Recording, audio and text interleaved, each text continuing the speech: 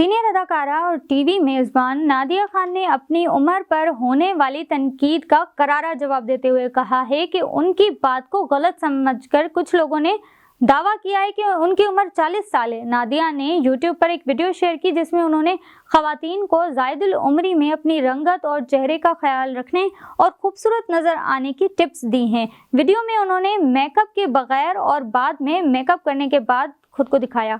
अदाकारा ने वजाहत की कि उनकी बात का मकसद ये था कि 40 से 49 साल की उम्र में ख़वातीन को अपने चेहरे को जाज़िब नज़र रखने के लिए कोशिशें करनी चाहिए। उन्होंने कहा कि बाज़ अफराद ने उनकी बात को गलत समझा और उनकी उम्र पर तबसरे शुरू कर दिए।